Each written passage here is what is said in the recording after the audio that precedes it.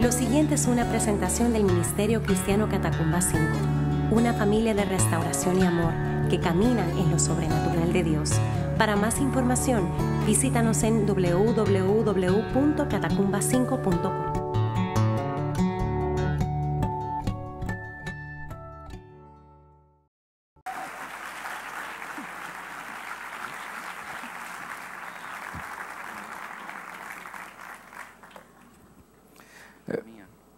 Ok, llévatela.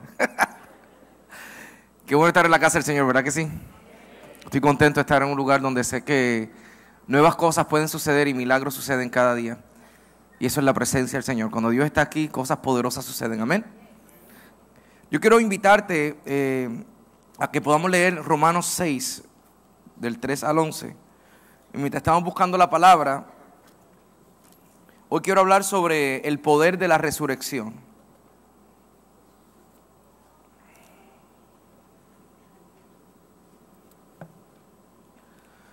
El poder de la resurrección. Y mientras estás buscando Romanos 6, quiero darle las gracias a todos los que estuvieron orando por nosotros. El pasado jueves estuvimos con la banda en la cárcel máxima de aquí de Mayagüez, en Limón.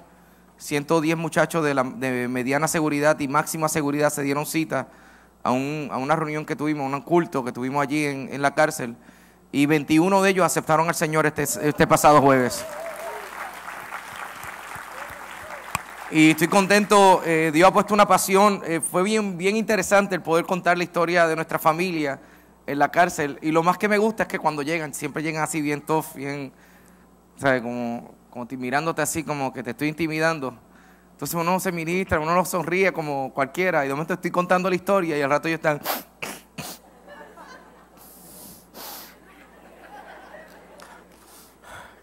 tratando de mantenerse fuerte mientras está llorando. Había uno que no pudo contenerse y se quitó la camiseta que usan de uniforme y lo tenía en la cara llorando. Y yo decía, oye, pero tú no me diste tan bravo ahorita. Pero lo más que me gozo es ver la ternura que Dios tiene aún con aquellos que están en el quebranto y aquellos que están pasando su peor día, su peor momento de la vida. Y yo quiero también darle un aplauso a Joselito, Isaí, Richie, que estuvieron conmigo el pasado jueves allí, y Blanco, que estuvimos trabajando. Fue un proyecto, llegamos a las 8 de la mañana y no fue hasta las 11:15 que pudimos finalmente poder empezar la reunión. Pero la gratificación al salir de ver tantas personas, tantos muchachos recibir a Cristo me bendijo. Hubo uno que me dijo, conocimos allí a un muchacho que ahora tiene 99 años en la cárcel, pero originalmente tenía 1118 años. A los 14 años, desde los 14 años está en la cárcel, lo enjuiciaron como adulto. Está en la cárcel, lleva 17 años en la cárcel. Probablemente él sabe muy bien que no vea la luz del día. Va a estar el resto de su vida, según su caso, son años cronológicos, así que estaría 99 años allí metido. Y lo interesante es que de ver lo que Dios hizo, allí dentro hay una iglesia en el Limón, y esa iglesia tiene un pastor, y este muchacho que le acabo de hablar es el copastor de esa iglesia. Y para mí fue impresionante ver cómo nos estaban sirviendo, y él hablarme de la pasión, y ver un muchacho que llegó al final, que me dijo, escuchando la historia de tu papá y tu mamá, esa es la historia que yo estoy viviendo ahora. Yo estoy reconciliándome con mi esposa y estoy creyendo de que Dios puede levantarnos también. Y estaba tan contento de ver que cuando uno se atreve a salir de la zona de comodidad y visita gente que está quebrantada, Dios puede usarnos. Y Dios ha prometido hacernos. ¿Cuántos dicen amén? Romanos 6, del 3 al 11, repito, hoy quiero hablar del poder de la resurrección. Y dice... ¿O acaso olvidaron que cuando fuimos unidos a Cristo en el bautismo, nos unimos a Él en su muerte? Pues hemos muerto y fuimos sepultados con Cristo mediante el bautismo. Y tal como Cristo fue levantado de los muertos por el poder glorioso del Padre, ahora nosotros también podemos vivir una vida nueva. Estoy leyendo la Nueva Traducción Viviente por si acaso.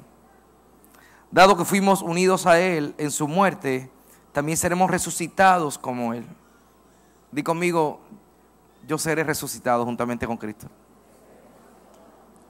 Dice, sabemos que nuestro antiguo ser pecaminoso fue crucificado con Cristo para que el pecado perdiera su poder en nuestra vida.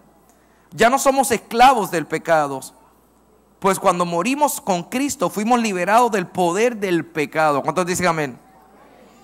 Y dado que morimos con Cristo, sabemos que también viviremos con Él.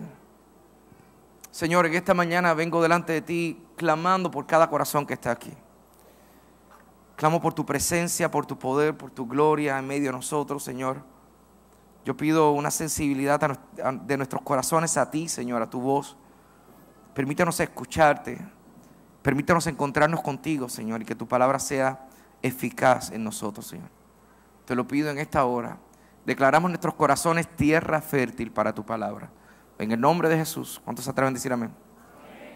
Amén. Cuando uno lee este pasaje, rápidamente se nos viene a la mente la realidad de lo que nosotros estamos viviendo. Pablo es un apasionado.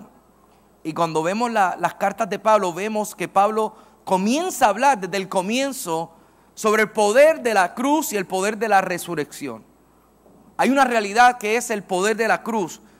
La cruz nos permite el poder conocer nuestra realidad, conocer nuestra condición. Pero también hay una realidad que debemos entrar y que debemos tener conciencia de eso. Y la realidad de la resurrección y el efecto que la resurrección de Cristo tiene en nosotros. Cuando Dios y la Trinidad crearon al ser humano, lo crearon para el deleite de su presencia, para poder compartir juntos, para poder habitar en comunión. El pecado rápidamente contaminó eso y destruyó lo que Dios había creado. Y de ahí en adelante hubo algo que sucedió, que fue la muerte, por cuanto el hombre pecó, dice Romanos, que trajo ¿qué? Muerte a nosotros. Y desde entonces, desde ese momento, Dios decidió, voy a restaurar y devolver la vida a la relación que nosotros teníamos. Y Él decide, y el plan fue el siguiente: voy a enviar a mi Hijo Jesús para que nazca entre ellos, para que habite como hombre, sufra las pasiones de ellos, muera en la cruz y muriendo en la cruz asuma la muerte de nuestro pecado. Pero eso no terminó ahí. Al tercer día, diga conmigo tercer día, algo sucedió. De hecho, la historia habla que los discípulos, muchos de los historiadores han encontrado que la condición de los discípulos fue como de confusión en el momento de la crucifixión de Cristo.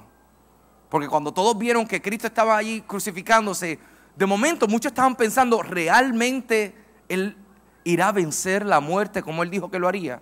¿Realmente Él se levantará con poder después de esto? Porque al ver el cuerpo de Jesús, ver el maltrato que había en el cuerpo de Jesús, al punto que la palabra dice que aún ni buen parecer había en Él, ni su rostro se reconocía. Tenía tantos y tantos golpes que no podía ser reconocido, ni tan siquiera la gloria de Dios se percibía en ese lugar.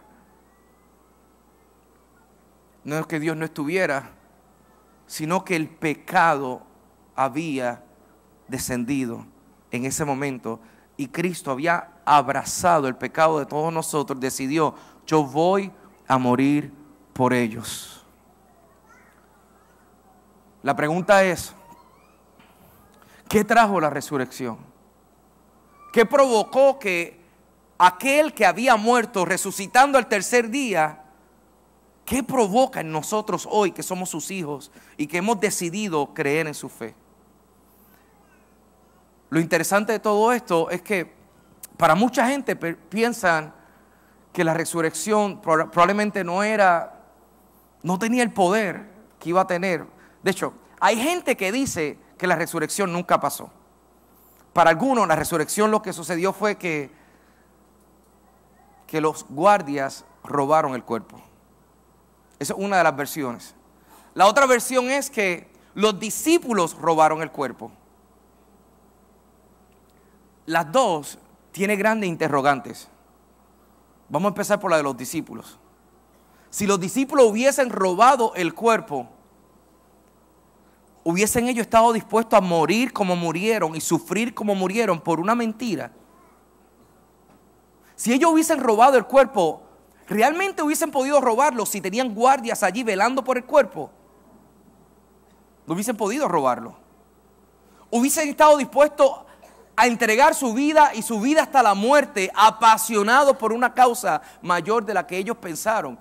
De hecho, la condición de los discípulos en el momento de la crucifixión nos dice que ellos estaban turbados porque no sabían qué iba a pasar de ahí en adelante.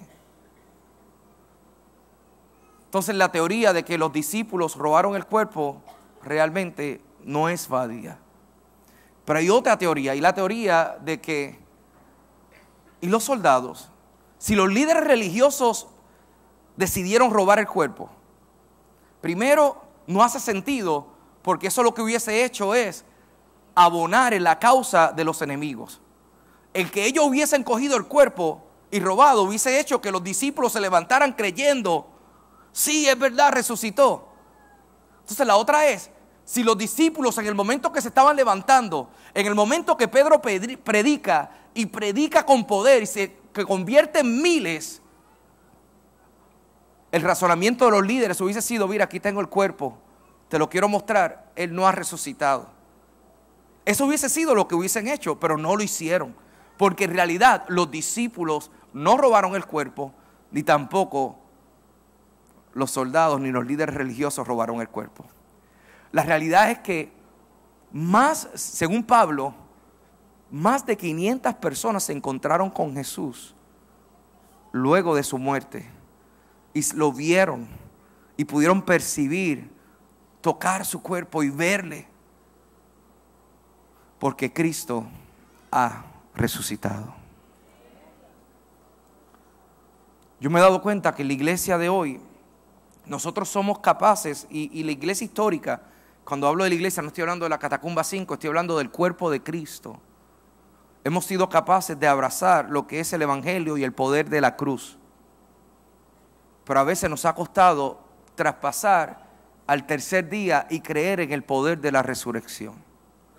De hecho, se habla más de 300 veces de la resurrección en el Nuevo Testamento. Y estaba leyendo un libro que hablaba que uno de los temas menos predicados en la iglesia.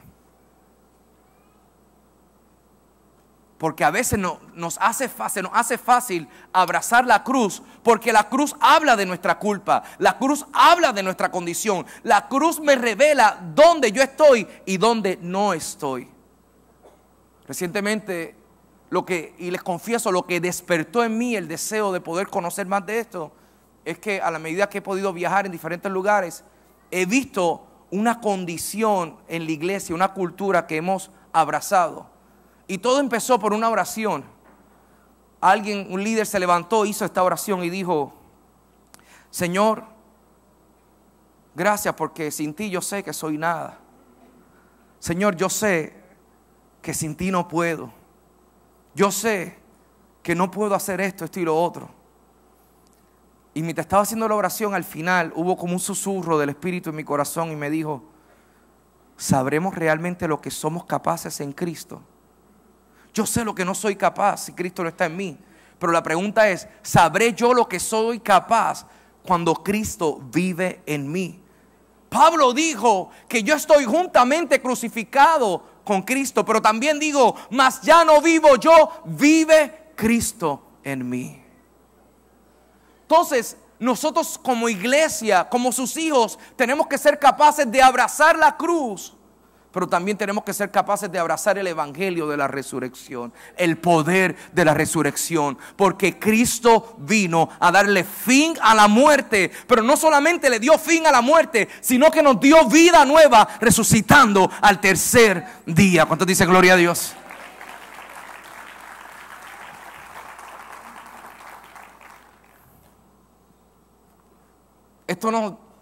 Ustedes me conocen.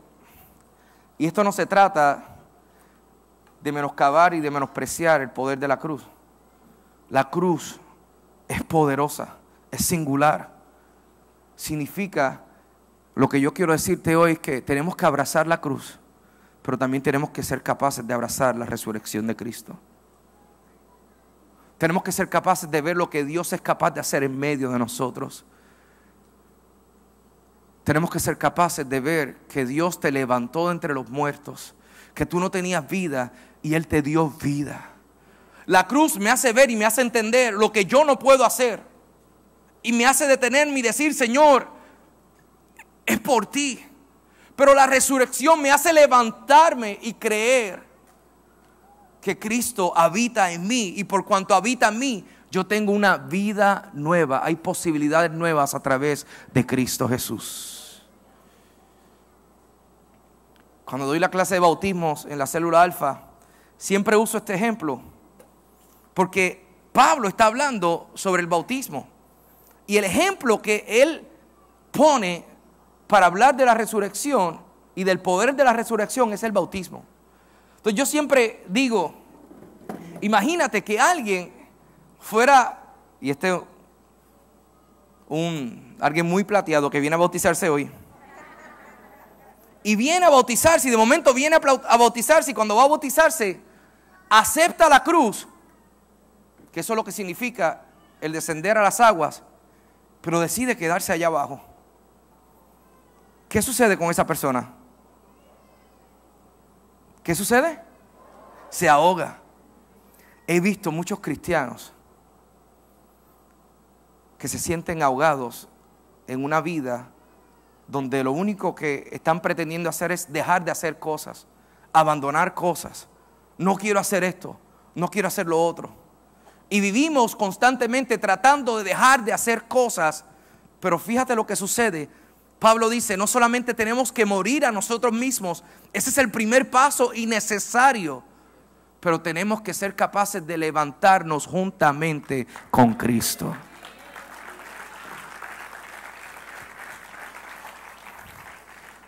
Busca conmigo en Efesios.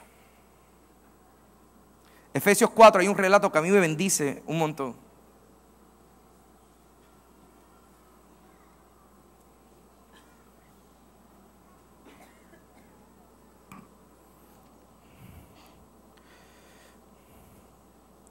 ¿Lo tienen?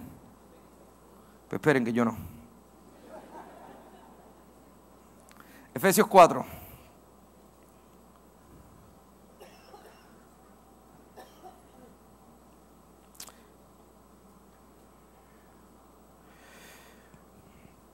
Vamos a leer desde el 17. Dice, con la autoridad del Señor digo lo siguiente, ya no vivan más como los que no conocen a Dios, porque ellos están irremediablemente confundidos. Tienen la mente llena de oscuridad, vagan lejos de la vida que Dios ofrece, porque cerraron la mente y endurecen el corazón hacia Él. Han perdido la vergüenza. Viven para placeres sensuales y practican con gusto toda clase de impureza. Pero eso no es lo que ustedes aprendieron acerca de Cristo. Ya que han oído sobre Jesús y han conocido la verdad que procede de Él. Desháganse de su vieja naturaleza pecaminosa y de su antigua manera de vivir, que está corrompida por la sensualidad y el engaño. Gracias. En cambio, dejen que el Espíritu les renueve los pensamientos y las actitudes. ¿Quién hace esto? ¿Quién hace? He visto muchos tratando de luchar para renovar sus pensamientos, y tienen una lucha solitaria sin darse cuenta que hay un Dios que vive en ellos, que está interesado en renovar su mentalidad pecaminosa, renovar su mentalidad caída a través de su palabra, a través de su presencia, a través de la obra del Espíritu en nosotros. Fíjate cómo termina, porque dice, en cambio, dejen que el Espíritu les renueve los pensamientos y actitudes. Pónganse la nueva naturaleza creada para ser la semejanza de Dios, quien es verdaderamente justo y santo. Así que dejen de decir mentiras. Entonces, luego de que presenta Pablo el punto filosófico, teológico de esto, ahora viene a lo práctico y está diciendo, ok, mira lo que quiero decirles. Dejen de decir mentiras y digamos siempre la verdad a todos, porque nosotros somos miembros de un mismo cuerpo. Además, No pequen al dejar que el enojo los controle. No permitan que el sol se ponga mientras siguen enojados, porque el enojo da lugar al diablo. Si eres ladrón, deja de robar. En cambio, usa tus manos en un buen trabajo digno. Y luego comparte generosamente con los que tienen necesidad. No empleen un lenguaje grosero ni ofensivo. Que todo lo que digan sea bueno y útil, a fin de que sus palabras resulten de estímulos para quienes las oigan. No entristezcan al Espíritu Santo de Dios con la forma en que viven. Recuerden que Él los identificó como suyos y así les ha garantizado que serán salvos el día de la redención. Y termina diciendo: líbrense de toda amargura, furia, enojo, palabras ásperas, calumnias y toda clase de mala conducta. Por el contrario, sean amables unos con otros, sean de buen corazón y perdónense unos a otros, tal como Dios los ha perdonado a ustedes por medio de Cristo. Aquí está diciendo en Efesios 4, dice: ustedes venían con una vestimenta pecaminosa de la naturaleza del pasado. Tú y yo hemos sido formados por nuestra crianza, por los abandonos, por el momento en que alguien no nos atendió, por las heridas que sufrimos, y con cada uno de esos momentos y esa experiencia que vivimos, comenzamos a vestirnos y a identificar quién era Jacobo, quién era José, quién era María, quién era Laura. Cada uno de nosotros comenzamos a mirarnos al espejo y a identificarnos por las mentiras, las palabras que el enemigo empezó a traer a nosotros. Entonces ahora Pablo, que conoce el poder de la resurrección, Pablo que vio, dice la palabra, que él venía y él iba a matar a los cristianos, y de momento Cristo se le aparece. Y su vida es trastocada al entender que lo que estos hombres están viviendo no es una filosofía más de vida, no son las enseñanzas de un buen maestro, es que Dios mismo vino a darle fin a un gran problema existencial que teníamos nosotros, y era el problema de nuestro pecado, y tomó la cruz. Pero no solamente tomó la cruz, sino que al tercer día resucitó. Y Pablo, cuando lo vio de frente, su vida cambió, su propósito de vida cambió, su pasión cambió, porque se encontró que Dios era real. Mi gente, esto fue lo que hizo que la iglesia primitiva pudiera vivir con tanta pasión, con tanta realidad de que Dios los había levantado para un tiempo como ese. Dios no se había quedado en la cruz, sino que al tercer día resucitó y les había llenado de poder. Por eso la palabra también declara y dice que el mismo poder con que Cristo se levantó de los muertos es el poder que ahora la iglesia, tú y yo,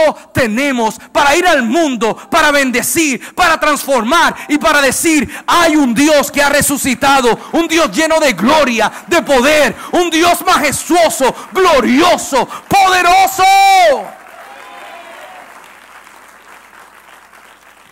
Y Pablo, al encontrarse con eso, decide cambiar su vida por completo.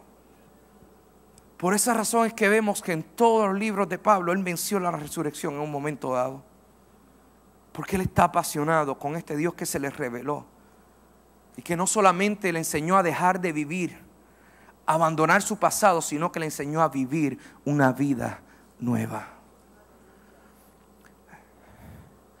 Y este es el detalle que yo encuentro con muchos cristianos hoy día.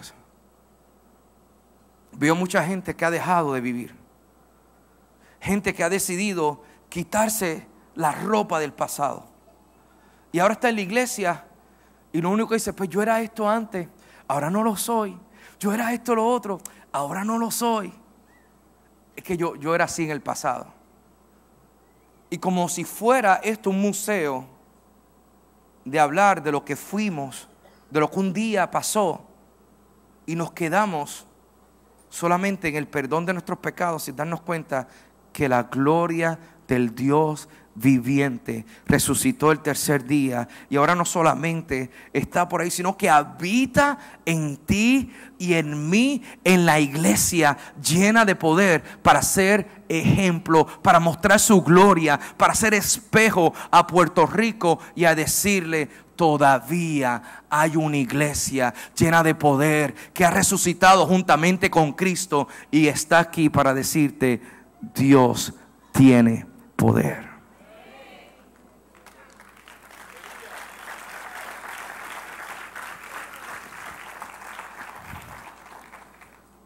Mira lo que sucede. Apunta esto. Estaba pensando, la cruz nos lleva a morir. La resurrección nos impulsa a vivir. La cruz revela nuestra realidad y nuestra condición. Pero la resurrección revela el poder de Dios en nosotros. La cruz revela lo que no eres, lo que fuiste un día y lo que hoy puedes dejar de ser. Pero la resurrección te dice lo que puedes ser en Cristo Jesús. Estaba leyendo una historia que me llamó mucho la atención. Un poeta reconocido en el estado de Ohio tiene su casa, la hicieron un museo. Y prepararon su casa y su casa está como un museo y la gente es abierta al público para que el público pueda ir a ver su casa.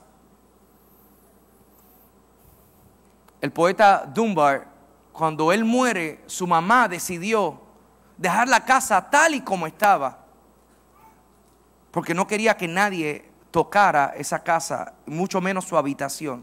Entonces lo que hizo fue dejar la habitación tal y como estaba, su casa tal y como estaba, todo lo dejó intacto. Los amigos del poeta se acercaron y le dijeron a la mamá: déjenos entrar, nos gustaría ver si él escribió una poesía, un poema, algo que haya dejado como un legado para unirlo a su trabajo. Y la mamá se los impidió, le dijo no, y decidió convertir ese lugar en un santuario. Lo convirtió en un lugar donde ella iba a recordar a su hijo, a recordar y a revivir las memorias del pasado.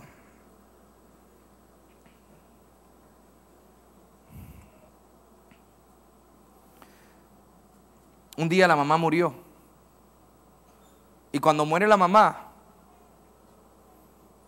los amigos entraron a la casa por primera vez en años que no habían podido entrar.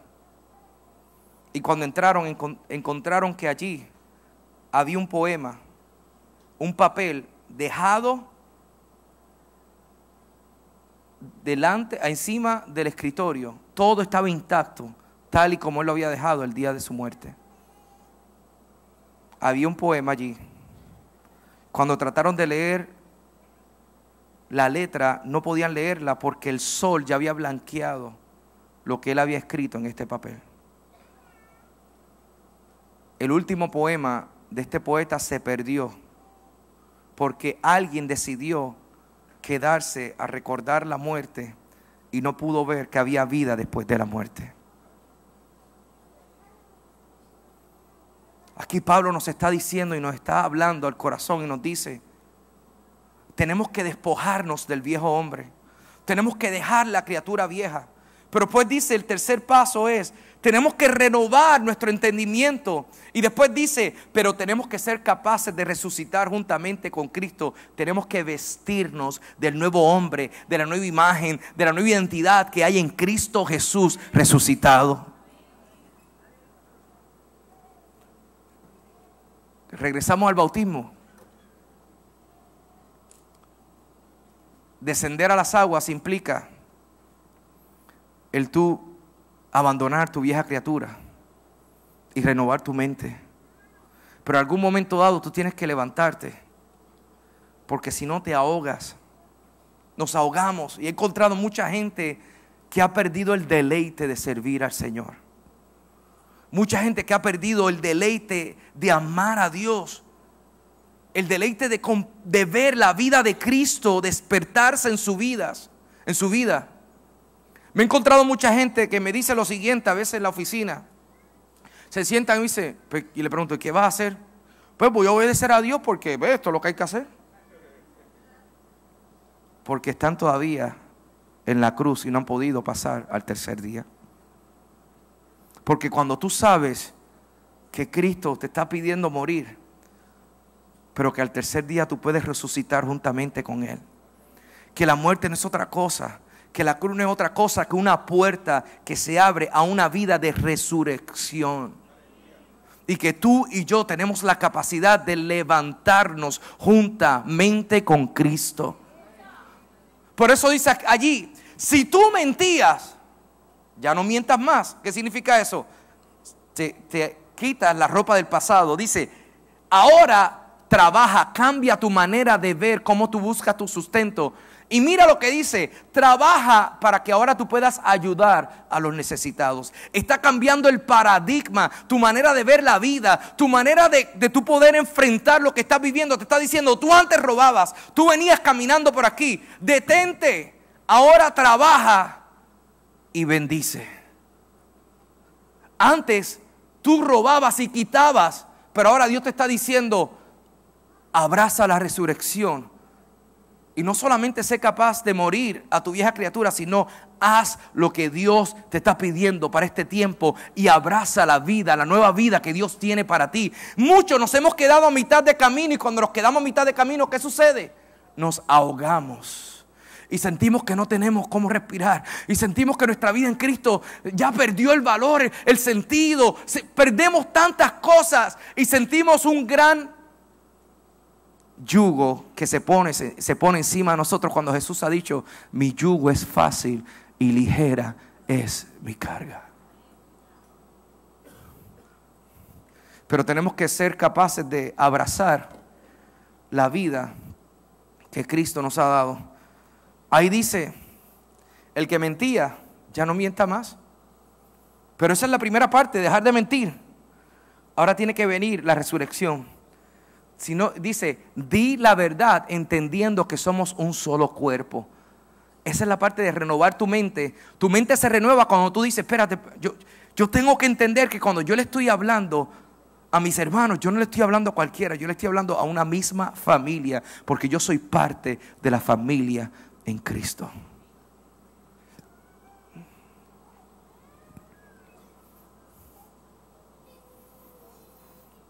Serán contradictorias estos dos puntos.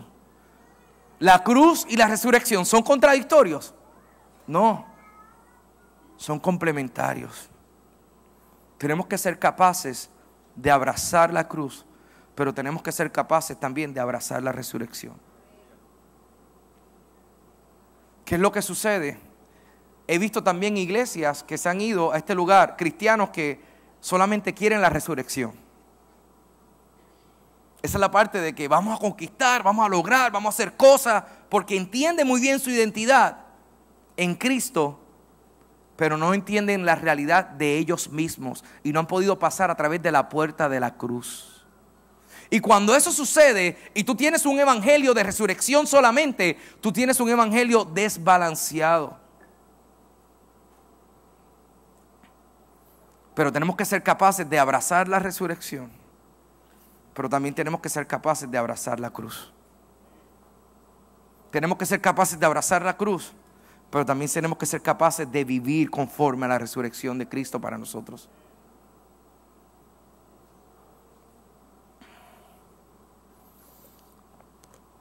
Había un niño que se llamaba Philip. Y Philip tenía Down syndrome. Y lo llevaron a la escuela. Cuando lo llevaron a la escuela, los niños de su edad, él tenía como 8 a 9 años, y los niños de su edad no querían recibirlo. Y no lo querían recibir porque se veía extraño, se veía diferente. Y la maestra se dio cuenta que a Philip lo estaban echando a un lado. Y la maestra, de manera muy astuta y muy creativa, decidió: voy a hacer a Philip parte de todo esto. Y al otro día decidió llevar un empaque donde venían unas pantyhose antes que se llaman legs, que eran en forma de huevito. Los ochentosos se van a acordar de eso.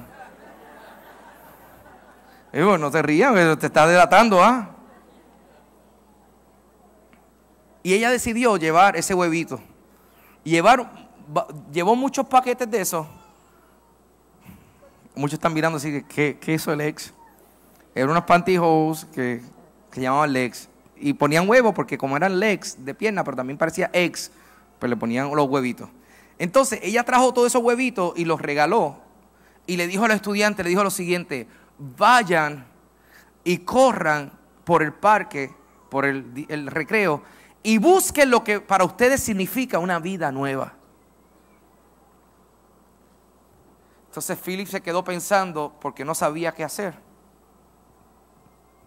Y se fueron y tuvieron todo su recreo. Cuando regresaron del recreo, cada uno trajo algo. De momento se levantó el primero y trajo su huevito, y adentro lo que había era una hoja. La hoja significa, y explicó lo que significaba la hoja. El segundo vino, se levantó y trajo una flor. Otro trajo un animalito. Cada uno daba una explicación por qué había decidido poner dentro de ese huevo, que significaba una vida nueva, lo que había puesto. Finalmente se levanta Philip, el niño que tenía Down syndrome, y pone allí en la mesa, pone su huevo, y cuando lo abre, adentro había nada. El huevo estaba vacío. De momento se escucha a alguien que te dice en el fondo: Philip nunca sabe hacer las cosas. Él nunca sabe hacer nada. Y todo el mundo comenzó a reírse. Hasta que de momento Philip comenzó a explicar y dijo, dentro de su condición, explicó: mi huevo está vacío a propósito, porque la tumba está vacía.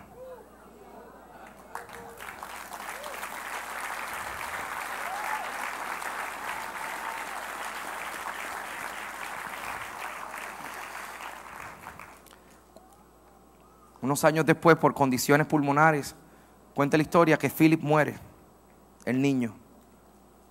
Y todo el estudiantado de la clase marchó hacia su ataúd en honor de Philip, en honor a su vida, con unos huevitos que adentro había nada. Y los pusieron y los abrieron vacíos dentro del ataúd, dejando un mensaje claro: todavía hay esperanza después de la muerte.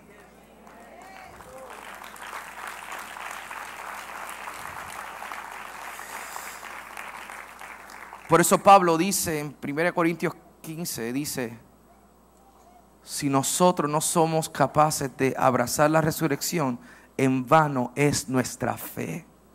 En vano es lo que hombres han hecho para morir por nosotros, antes de nosotros. En vano sería nuestra fe si no somos capaces no solamente de abrazar la crucifixión, sino también de abrazar la fe de que Cristo venció la muerte.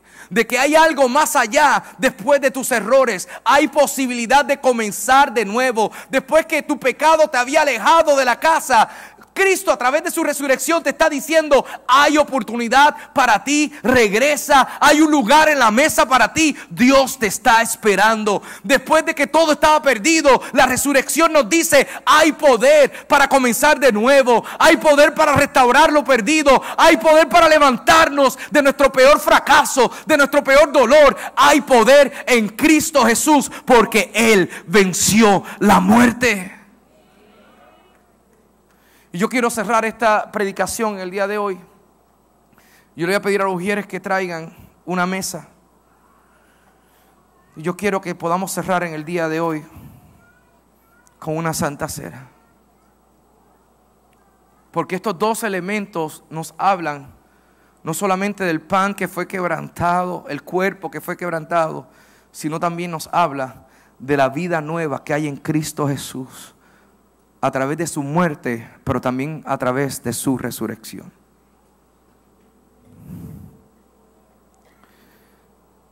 La Biblia relata y cuenta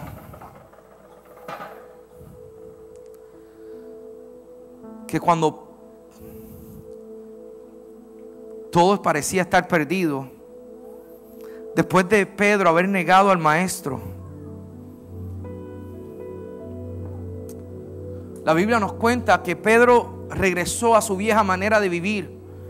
Y lo que hizo fue abrazó las viejas vestiduras y regresó a ellas.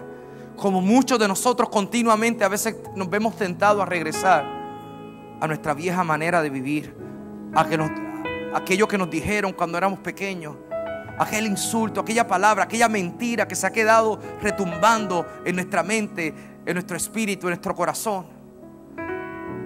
Y Pedro, cuando sintió que negó al Maestro, sintió que había decepcionado tanto al Señor, que dijo: no hay manera de comenzar luego de este fracaso. Y Pedro lo que hizo fue que se alejó, porque dijo: no hay manera de comenzar.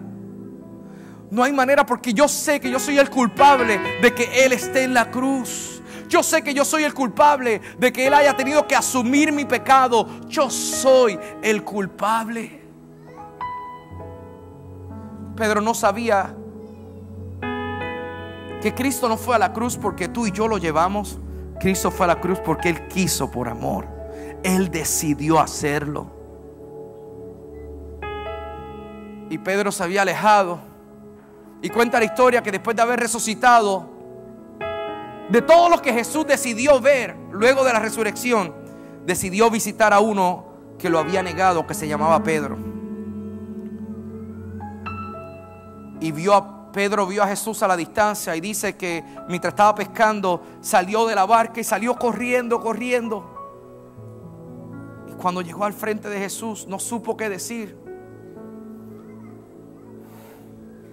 Y tal vez lo miraba diciendo: ¿sabrá Él? ¿Conocerá Él mi condición?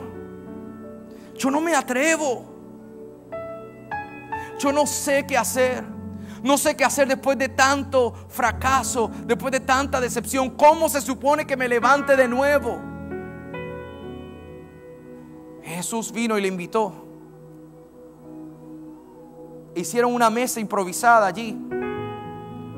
Y dice la palabra que allí comieron Jesús y Pedro.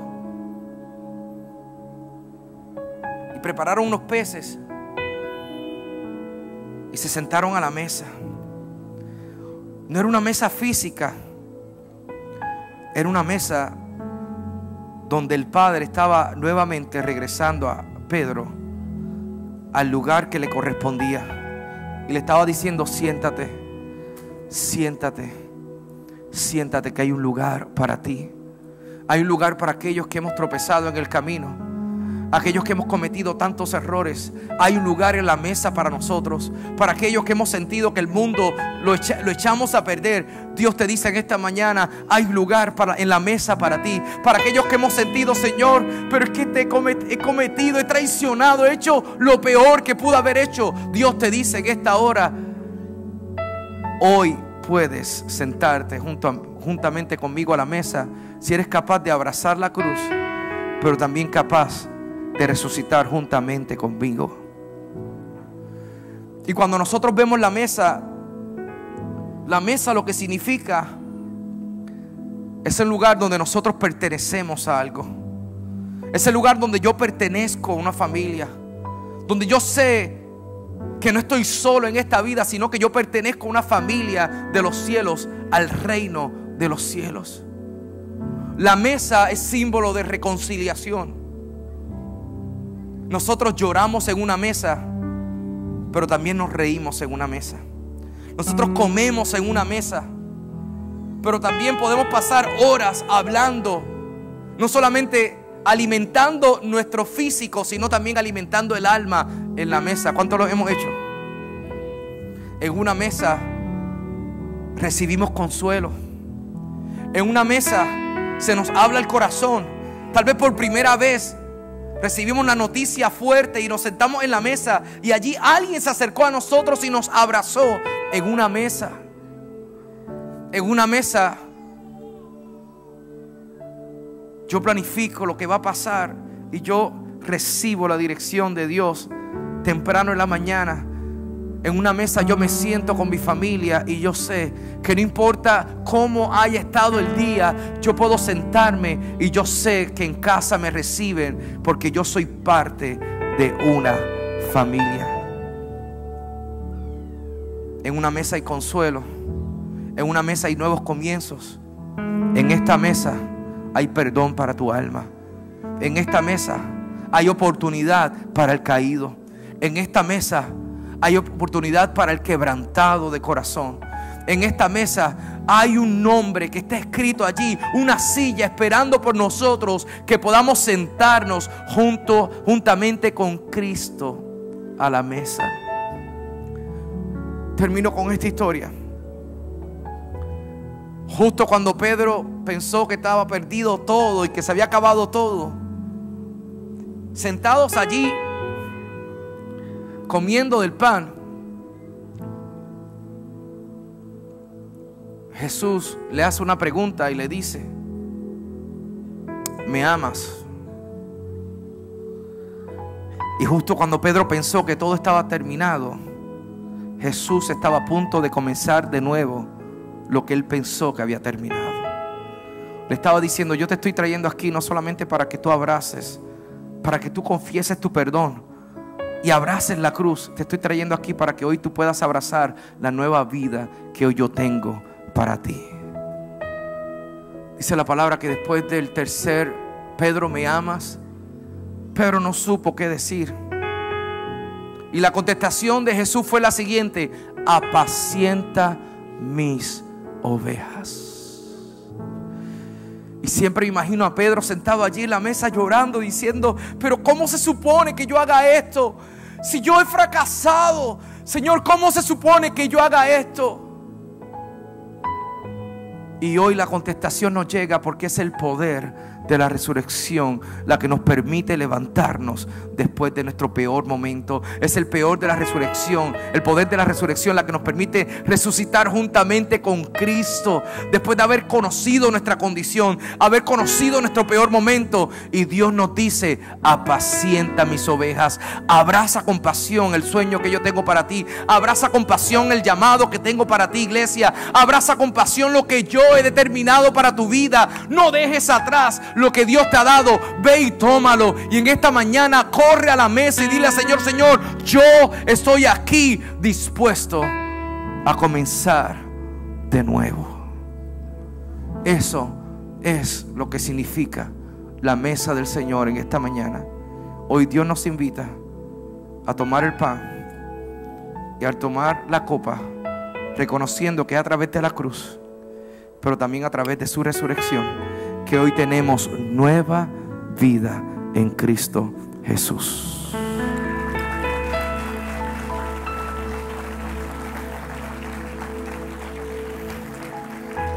Yo quiero cerrar en esta mañana, antes de tomar la Santa Cena. Yo quiero orar por aquellos que en esta mañana saben en su corazón que hoy necesitan comenzar con Cristo de nuevo. Gente que está aquí